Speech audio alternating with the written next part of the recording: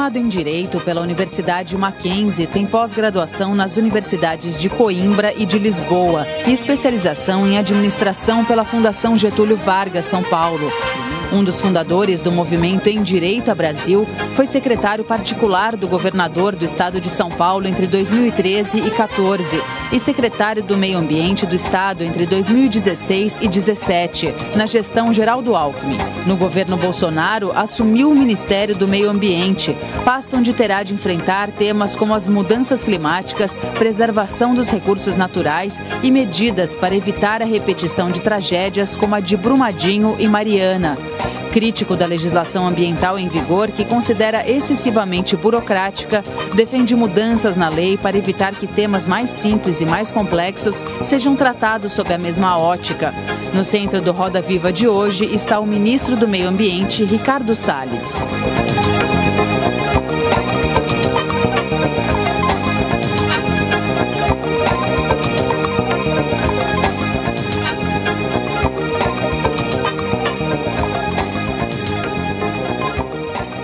Bem-vindos ao Roda Viva, o mais tradicional programa de entrevistas da TV brasileira.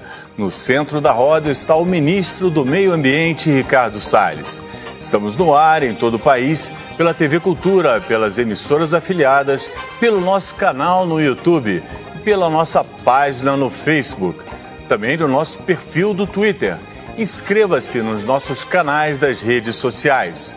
Para conversar com Ricardo Salles, convidamos Vera Magalhães, colunista do jornal Estado de São Paulo e do site BR18 e comentarista da rádio Jovem Pan. Gustavo Cunha Melo, analista de riscos. Cristina Serra, jornalista e autora do livro Tragédia em Mariana. Carlos Rittel, secretário executivo do Observatório do Clima. Chico Graziano, professor do MBA da Fundação Getúlio Vargas. E somos acompanhados e supervisionados pelo nosso cartunista ecológico Paulo Caruso, com desenhos feitos em tempo real. Nossa homenagem hoje vai para o nosso colega Ricardo Boechat, morto em mais um desastre nesse início de ano aziago. Boechat foi um exemplo de dedicação ao jornalismo e ao compromisso com a diversidade de ideias. Boa noite, ministro. Boa noite a todos. A gente começa falando de tragédias, não é? Vamos começar falando de Brumadinho, não é? Os jornais falaram que o impacto para o senhor de Brumadinho, do desastre que foi Brumadinho, foi uma coisa muito forte e mudou alguns pontos de vista em relação à legislação, ao rigor de fiscalização no meio ambiente. É isso mesmo que os jornais falaram ou não? Bom, Ricardo, em primeiro lugar, foi um impacto muito grande, de fato. Eu fui o primeiro ministro a chegar. Eu cheguei na própria sexta-feira, no dia do acidente, às 6 horas da tarde. Eu tinha vindo para São Paulo e imediatamente recebi a informação, fui para lá, para Brumadinho. Fizemos um sobrevoo com o governador Zema, de Minas Gerais, e só no sobrevoo que nós tivemos a exata dimensão daquela catástrofe, claro que ambiental, mas sobretudo humana, com a qual ninguém poderia deixar de ficar tocado. Agora, dizer que isso mudou a nossa percepção das coisas que precisam ser feitas, eu acho que é um pouquinho diferente. Claro que a gravidade da situação impõe uma reflexão sobre tudo o que se pretende fazer, o que se fez no Brasil até agora e o que pode ser feito daqui para frente. Mas é preciso ter convicções de que quais são os caminhos corretos a serem adotados e, portanto, aquilo que poderia ter sido feito de maneira diferente até agora e norteando, consequentemente, aquilo que nós vamos fazer daqui para frente. Agora, o Gustavo, só para a gente terminar a nossa rodada, a gente vai voltar a isso. Boa noite, ministro. O Brasil agora conseguiu estar no topo do ranking do maior acidente com barragens do planeta. A gente ultrapassou a Itália, ultrapassou a China e está no triste ranking como campeão do maior acidente com número de vítimas pelo fato de Brumadinho. Em função disso, o que o senhor tem de projeto para punir as pessoas que causam acidentes, sejam acidentes com vítimas, sejam danos ao meio ambiente? E de forma análoga, por exemplo, a gente fica discutindo muito burocracia, se vai afrouxar a legislação ou se não vai afrouxar. Minha sugestão, e eu queria ouvir sua opinião sobre isso, que o presidente de uma mineradora ou de qualquer empresa química ou que tenha risco, que traga risco ao meio ambiente, que ele assine, o presidente e seus diretores assinem os pedidos todos. Não basta um engenheiro que vai lá assinar uma RT e depois vai preso, sozinho, a nível gerencial. Então, que eles assinem os pedidos para a legislação, para a licença ambiental, para alvará, para tudo isso, e que sejam responsabilizados no CPF, na pessoa física. No momento que isso acontecer no Brasil e a gente amadurecer e der um passo à frente disso, eu acho que todo o resto passa por uma questão secundária e burocrática, porque eles terão medo de causar um acidente. Isso é uma coisa análoga com o que aconteceu com a SOX americana no mercado financeiro. A partir do momento que os presidentes assinaram os balanços, parou-se de ter as fraudes em balanços financeiros, como tivemos na Enron e em outras empresas, WorldCom, etc. O que o senhor pensa a respeito disso? O senhor tem algum projeto ou o senhor gostaria de fazer alguma legislação ou capitanear, levantar a bandeira lá para o Congresso para fazer uma legislação que puna o CPF dos gestores que causem esses danos? Eu acho que é uma ideia, Gustavo, em primeiro lugar, eu acho que é uma ideia da punição pessoal, sobretudo nesses casos onde há morte, enfim, questões mais graves, mas daquelas menos graves, mas em que haja concorrido de alguma forma em dolo ou aquele préter dolo, enfim, questões específicas onde haja a responsabilidade pessoal daqueles que, de maneira consciente, concorreram para que o dano acontecesse, ou o crime, eu acho que é absolutamente correto. Acho que nós temos que perseguir isso e temos que ter uma legislação que preveja justamente hipóteses como essa. Claro, sem nós termos no Brasil uma caça às bruxas indiscriminada que não obedeça um requisito fundamental, que é o do devido processo legal, da ampla defesa, de você dar exatamente todas as garantias fundamentais para que as pessoas tenham os seus argumentos todos apreciados na forma e no tempo que a lei prescreve. Isso é uma garantia importante para um país não se tornar o que é a Venezuela, o que é Cuba, o que são outros países em que a democracia não funciona. Os Estados Unidos, que você colocou bem na Sarbanes-Oxley, é um país onde ele faz o rigor da lei, mas ao mesmo tempo ele não subtrai o direito à legítima defesa. Portanto, esse equilíbrio é de fundamental importância e nós temos que caminhar nesse sentido. Qual é o sentimento que permeia todos aqueles que estão observando, estão analisando de fora ou de dentro do governo esse caso de Brumadinho? De um lado, nosso interesse, esforço e dedicação permanentes para que as respostas tenham eficácia, as respostas tenham tangibilidade, que elas surtam efeito.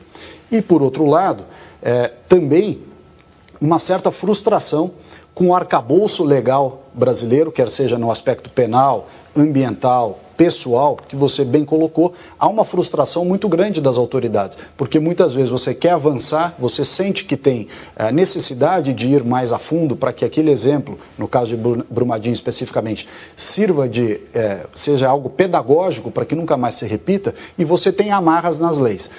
Eu não consigo deixar de mencionar justamente a burocracia e o entrave que há. O licenciamento feito pelos órgãos ambientais estaduais, com participação de agências regulatórias, cada uma na sua esfera de competência, o governo federal no IBAMA, quer dizer, você tem um emaranhado. Que não são pagas. Exatamente, indenizações que não são pagas e que por filigramas jurídicas ou questões formais são discutidas e postergadas por longos períodos no judiciário. E aí nós vamos entrar num outro aspecto que é a questão processual, tanto civil quanto penal, que acaba permitindo de maneira quase infindável algumas discussões que poderiam ser mais sérias. Hoje, aliás, fez uma manifestação muito prudente o presidente do Supremo Tribunal Federal, ministro Dias Toffoli, no sentido de sugerir à empresa que não judicialize, que resolva, pelo menos dentro do possível, os seus temas na esfera da composição, na esfera extrajudicial. É uma recomendação muito correta do presidente do Supremo, numa vez que esses processos, quando judicializados, e nós temos o exemplo de Mariana, quando judicializados, eles acabam tomando um tempo enorme e não chegando à finalidade a que se destinam. O senhor acabou de falar dos países mais avançados do mundo e tal, os grandes países do mundo, estou falando aí de Alemanha, Estados Unidos em diversos estados,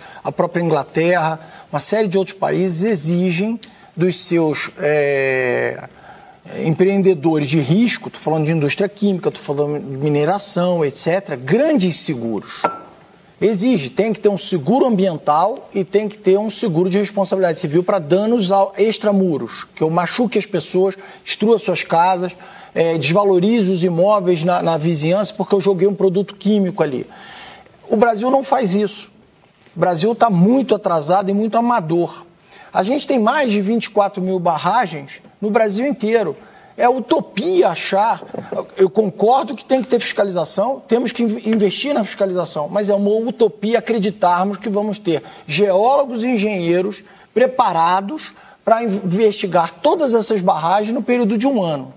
É uma loucura, isso é impossível. No momento que eu exijo, e aí não só para a Vale do Rio Doce ela consegue, ela tem seguro, mas o pequeno produtor, o pequeno minerador ou o pequeno indústria química, esse cara vai à falência, ele deixa toda a redondeza dele destruída e acabou. E ele vai fazer. A Vale do Rio Doce, pelo menos, tem caixa, tem uma empresa sólida e grande por trás para poder bancar as despesas que teremos em Brumadinho e no caso da Samarco. Mas outros casos diversos que temos pelo Brasil, que as empresas faliram e deixaram lá um passivo ambiental absurdo e a gente não tinha um seguro porque não foi exigido isso. O governo do senhor pretende mudar isso, passar a exigir um seguro mínimo de acordo com a atividade de risco? Inclusive, o senhor acabou de falar de uma marcenaria que não precisava ter ido fiscal, então, se ele apresentasse uma apólice de seguro, porque por acaso o exaustor evita dele de explodir e pegar fogo. O pó da madeira aumenta muito a probabilidade dele pegar fogo e explodir. Então, tendo o exaustor, ele salva o vizinho dele. Então, se ele apresenta uma apólice, aí não precisa ter fiscal para ir ver uma marcenaria, exatamente, que é absurdo. Mas se ele apresentar a apólice, resolveria o problema de fiscalização do próprio governo e salvaria os vizinhos. Olha, Gustavo, você deu o tom perfeito. Nós precisamos ter esse realismo que você mencionou no seu comentário.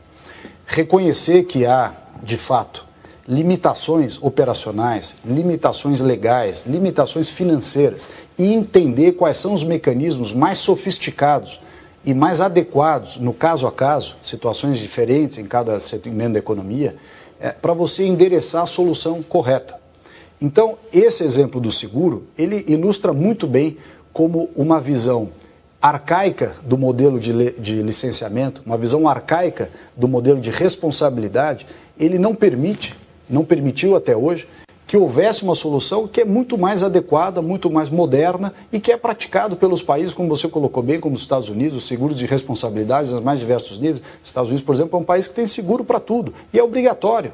Então, se nós exigíssemos isso no Brasil, não teríamos, por exemplo, hoje nos jornais tem informações de barragens de empresas, como você colocou agora no seu exemplo, barragens de empresas que faliram, que estão abandonadas e que não há sequer um fundo reparador para você ir lá e tomar, ainda que publicamente, quer dizer, o Estado de Minas Gerais, por exemplo, tomar a frente desse trabalho e usar um recurso que não seja o recurso do contribuinte, seja o recurso das atividades daqueles concorrentes que durante período de tempo fizeram um recolhimento em prol de um fundo reparador, para que essas situações tenham solução.